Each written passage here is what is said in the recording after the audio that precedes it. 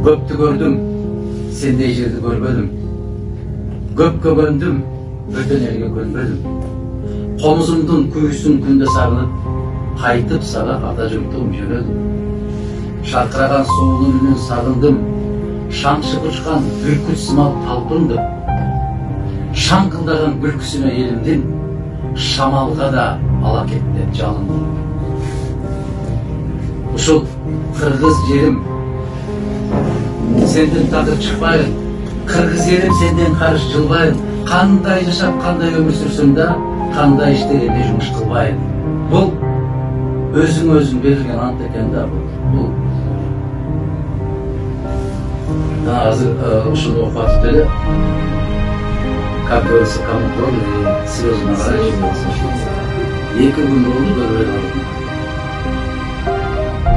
Бул сезимдер, билбейм, бул жүрөктү жарып чыккан сезимдер. Мен ошон үчүн сиздерден сурап атканым, кантип чыдап жүрөсүздөр садакаларым деген ошондой.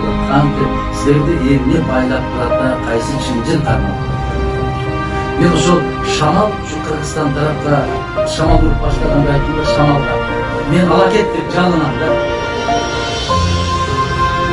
Бул усал, бул сагыныч, бул чыдам жетпей, ошол шаңкылдаган күлкүсүнө элимдин, шамалга да ала кет деп жалындым. Ошол күлкүнү уктабай калдым да. Анан айтып атпайсың, курсак ачка, анан мунасы ачка, мунусу ачка, тегири жок анысы жок.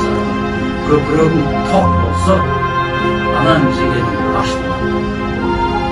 Көкүрөгүң ачка болуп турган болсо, көбөдөң сыздап турган болсо, сага могул жерде бүтүн козун бышырып койсо дагы ал аш болбойт.